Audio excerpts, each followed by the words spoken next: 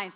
I often am lucky enough to be invited to Kevin and Claire's for dinner, and then all of a sudden, and they're so sweet, and they're smiling at all my stories and laughing at all the right places, and then I look and it's 10:30 at night, and I'm like, oh, I should get going. And they're like, you should. Loved having you. I'll move along. No, they're lovely. They're lovely about it. And you were curious as to why the guys moved closer. I'm speaking today, so they wanted to be closer. So, so as Claire mentioned, as most of you know me as the platform host, it was so hard after Soulshine went and Claire went up. It was so hard not to get up with her. Be like, oh, that's right. It's not me. It's not me this time. So as Claire mentioned, I'm a life coach. And part of what I do as a life coach is I make a lot of mental health content that I put up on social media. Between TikTok and Instagram, I have about 425,000 followers. And thank you, Robin. She's such a good support system. And my videos have been seen between 75 and 100 million times. And I like to think that people come and watch my videos because I'm so cute, and because I'm funny, and because I'm charming, and because I'm incredibly humble. So that's what I like to believe people come and watch my videos for. But in actuality, although all those things are true, people come for guidance. It's what we come to a lot of people for. It's what we come to life coaching for. It's what we come to therapy for. It's what we go to our friends and our family and our jobs. It's what we go to a strange woman we'll never meet on the internet for. We go for guidance. We're always looking outside ourselves, right, for that answer. Do I take the job? Do I quit the job? Do I move out of Central Oregon? Do I get divorced? Do I date this person? I always like to say that when we were kids, we always say, don't tell me what to do. Now we're like, oh my God, tell me what to do, right? Somebody please tell me what to do. And we keep looking outside of ourselves, which is totally counter to what we talk about at Unity. Because when we put in our prayer claim forms, what do we say? I'm not beseeching some God outside myself. I'm not asking somebody else for what I want. It's already inside me. Everything I need is already inside me. But we forget. We forget that it's already inside of us. And why do we forget that? We used to know that. We used to know that our guidance was inside of us. And we knew it when we were children. Because we danced like this. Everywhere we went, we just danced. Going to breakfast in the morning, we danced. We moved our arms like this because it just felt good and it just felt right, so we did this. And then we decided, I'm gonna sign up for baseball because I don't know anything about baseball, but I'm good at everything I do, so I'm gonna sign up for baseball.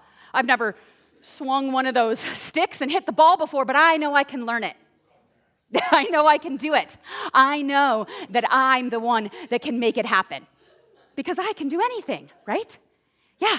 And then our mom says, what do you want for lunch? And we say, tuna fish! Tuna fish, tuna fish, tuna fish, tuna fish. Because that is the only way to tell your mother you want tuna fish. Right? It's to sing it. It's to sing the joy of tuna fish. And we see a leaf, and it is the best leaf in the entire world. It is the greatest leaf that will ever be, and we want our mom to know. So we say, look, mom, look, mom, look, mom, look, look. Because we don't want her to miss it. We don't want her to miss the single greatest leaf that ever existed. And so we just go around our life, and we do our dance, and we dance, and we dance everywhere we go because we're the best at dancing. And then our dad says, don't dance like that, you're fat. So we stop dancing like that. And then we stand in outfield, and we smell our glove because gloves smell so weird. Have you ever noticed how gloves smell weird? And we're just in outfield, and we're smelling our glove, and we're enjoying the sunshine, and it smells so good, and it feels so good. And then the kid in center field says, you suck at baseball. We hate you and we don't want you on the team.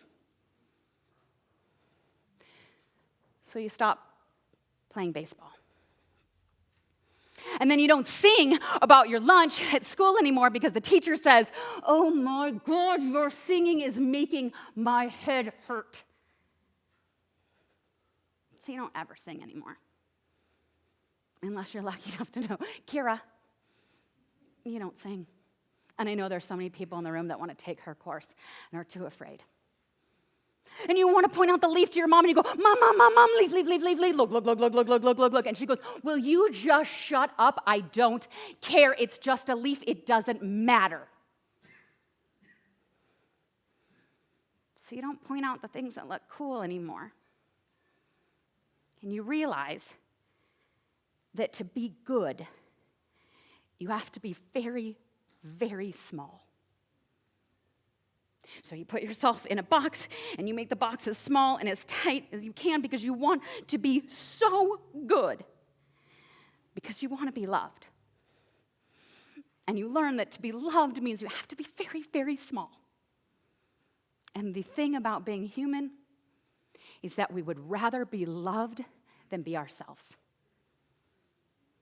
We would rather be loved than be ourselves.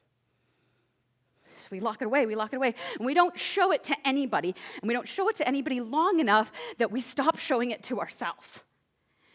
And we cut ourselves off at the neck, and we suck our existence up into our head, because that's where logic is. And logic is going to keep us safe because our parents and everybody around us has been telling us, be mature, be an adult, stop being a baby, stop being a kid, stop doing stupid things. They start trading our crayons for a microscope. Be logical. There's nothing wrong with logic, but something else lives in our head. The other thing that lives in our head is that voice.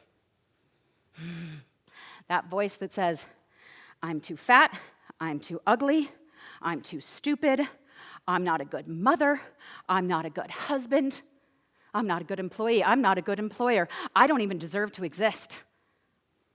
I am just one shameful mistake after another. Anybody ever have that voice in our head? Anybody? Every single hand should be raising. Everybody is a liar. Because we all have that voice. And the problem is we have cut ourselves off. So we think that this is all we are. We think that logic and that fear voice is all that we are. And so we start listening to it all the time. But I know that that voice is not us. You know how I know that that's not us? Because unity principle number 2 tells us that we are inherently good, that we are made in the image of the universe. And the universe is good and it is love, and we talk about it every Sunday. We talk about the fact that we are all deserving of love. We are all good. We are all one. We are all source. And yet we forget it because we have disattached ourselves from our body and we're just living in our head. We're just living with our fear. Now, fear is not bad. Fear is very important. Believe me, as a woman who walks alone at night sometimes, fear is incredibly important. Fear has I see a lot of women noticing they're go through the same thing. Fear is good. Fear, when you're walking alone at night, is important. Where are my surroundings, right? It's a good thing. Just like your house needs a smoke detector, right? Especially in Central Oregon, right? We need a house with a smoke detector. But the smoke detector is not the house. Nobody's ever come to my house and walked in and been like, let me see a smoke detector. Let me see it. That's the only thing I want to see in this house. Right? Nobody does that because it is not the house. It is an aspect of the house. And it is an important aspect of the house. Right? It's a very important aspect. If you wake up at 2 in the morning and that smoke detector is going off, you get up and you run out of the house and you call 911, as you should. Right? There are times you need that. But if you're like me and you're not the best cook, and sometimes many of you who are not best cooks just laughed right now because you know exactly where I'm going. You just outed yourself. That's okay. We're all love. We're all worthy. So you're cooking and you're burning it a little bit because, oh my God, butter burns so quick. I don't know if you know that, burns so quick, so quick. And so it's burning, and so then it creates smoke, right? And then the smoke detector goes off. Do you run out of the house screaming and call 911 because the smoke detector went off? There's always one guy in the back who does it. By the way, the fire department knows who he is, and they hate him. But the most of us, we don't do that. We don't run out of, we look and go, yes, I appreciate the alarm. I appreciate that you're trying, but it's not needed right now. And we go back to what we're doing, and we take care of the alarm when we need to. It's the same with that voice in our head. We can hear the alarm, and we can choose to listen to it, or we can choose to be like, you know what, I'll get to it later. And that voice is not bad. That voice is not evil. That voice loves you. And that voice says, I need you to stay in your box. Because when you were a kid, you didn't stay in your box, and you showed people who you were, and it went very, very badly, and everybody hated you. And probably not everybody hated you, but it was so painful that you thought everybody hated you. So that voice says, I need you to get back in the box. I need you to stay very, very small. I need you to stay small. I need you to stay safe. And I need you to not do anything. Don't try for anything. Just stay right here where it's safe and comfortable. And we needed that as a kid. We needed that voice to keep us safe. And that voice did a really, really great job. It kept us safe, or as safe as it could keep us. But we don't need it anymore. And so we can choose not to listen to that voice. Which, by the way, is way easier said than done. Right? Way easier. You've heard that a million times. Like, don't listen to that voice that's screaming in your head all the time. Right? Trust yourself. Oh my God, if another person says to me, trust yourself. Trust myself? I don't even know myself. What do you mean, trust myself?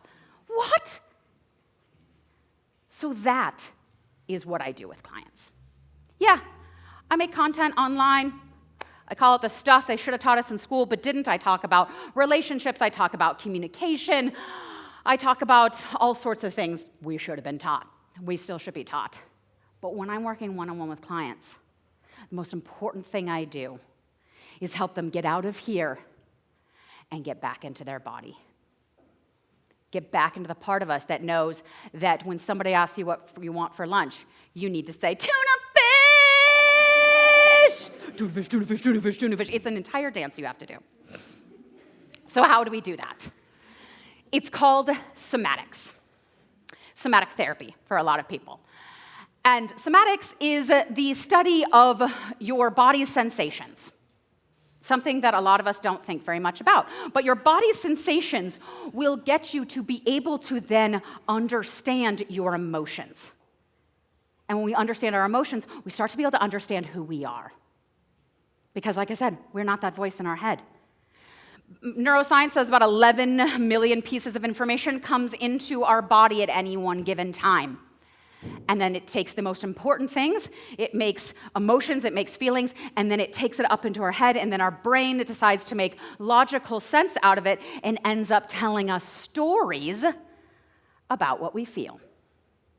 And if you've ever played telephone, you know that the entire message can be lost when you just tell the person next to you. It's ridiculous.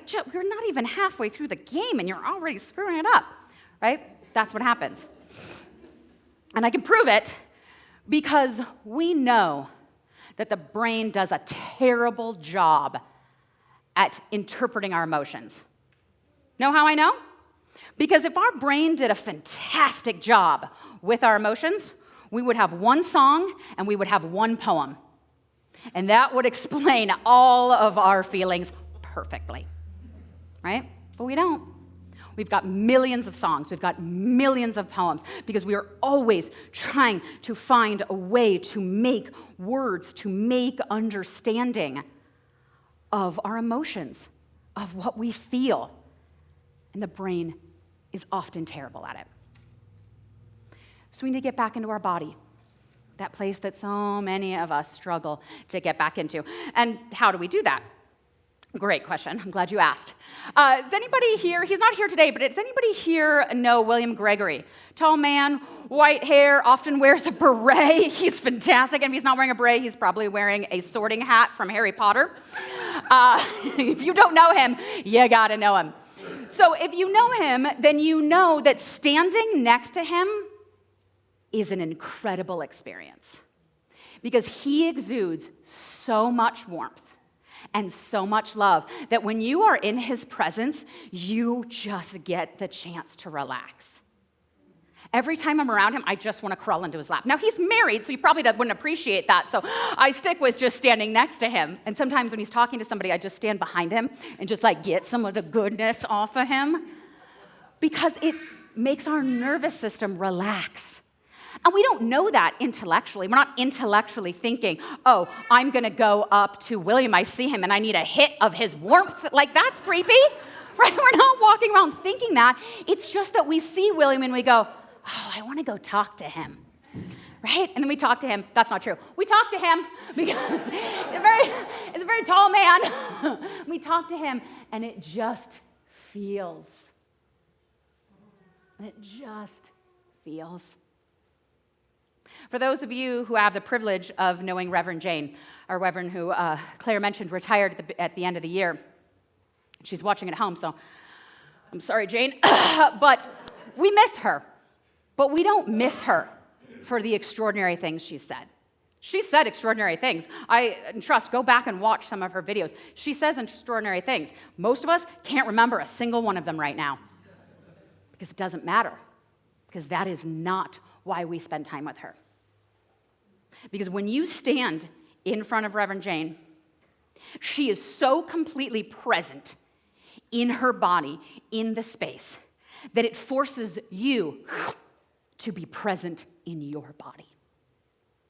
You get a moment to just be and to see and to be seen. When she looks at you, oh my God, she sees that part of you that you built walls around, that part of you that's so shameful. I know there are people who are incredibly uncomfortable talking to her because we were told that this was so bad, that this was so unworthy, and now there's this woman looking at us and making us feel worthy. And it's scary, and it's addictive, and we miss her because we miss the feeling that we get to have in her presence. And you can't explain that. You just get the honor of feeling it. The other place that we feel in our body is when we're attracted to somebody. When I stand next to a man I'm attracted to, it's not my brain going, oh, yeah, good. I bet he has a fully funded 401k. Yep, Bet he's got some great genes. I guess I'm attracted to him. It's never once. I'd like a fully funded 401k, but it's not the first thing I'm attracted to. That's not how I know I'm attracted to a man. How I know I'm attracted to a man is because when I say, hi, I go, do I do that on the outside? Absolutely not. Because I know you guys are thinking, that's why she's single. We were wondering, she seemed lovely.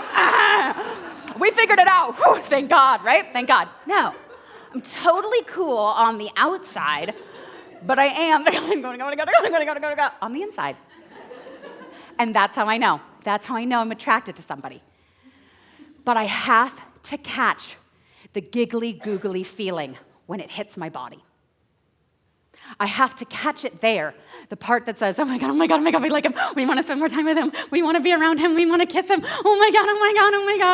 And he might have a 401k. Oh my God. Right? I have to catch it when it hits my body, because if I wait until it goes to my brain, then the part of my brain, that smoke detector that wants to save me from pain, will say, don't talk to him. You're too fat. You're not pretty enough. You're not smart enough. You're not interesting enough. You've been single for too long. Who would want you? And I'll walk away. So I have to catch that feeling when it's here. I have to trust that this is the part of me that says, I'm worthy of love. I'm a cool person. I have the opportunity for love. And I'm going to go for it because I'll be okay if I get rejected. This part says, no, you won't, but this part knows I will. I'll be okay. So we're going to practice that. Not standing next to somebody we're super attracted to. That's weird. We're not going to practice that. But I'm going to give us a moment to sit and practice what it feels like in our body to get in touch with our emotions. Here's the thing. We're going to be bypassing your ego. We're going to be bypassing that voice. We're going to be bypassing logic. So in this exercise, I'm going to ask you some questions, and you're just going to go with whatever comes up, whatever it feels, no matter how strange, no matter how silly, no matter how stupid, no matter how tune-up-ish it feels, you're just going to go with that. And do not tell my clients that you guys got this for free because they're paying good money for this. But let's go. So if you feel safe and comfortable doing this, I invite you to close your eyes.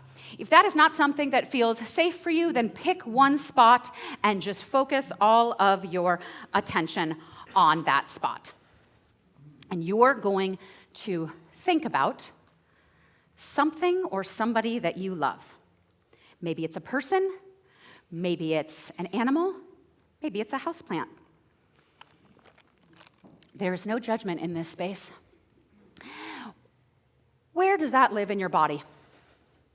Love doesn't have to live in your chest. Maybe it does. But maybe it lives in your knees. Maybe it lives in your shoulders. For one of my clients, it lives in her ears. What does it feel like, this love? Does it feel scratchy? Does it feel warm? Does it feel like liquid? Does it feel solid? Does it feel sparkly? What color is it? What does it sound like? Rough? Does it sound like, ah? What does it taste like? What does this love taste like?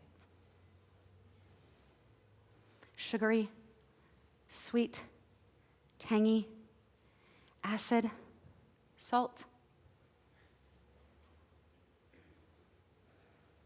Start noticing everything about it. What shape is it?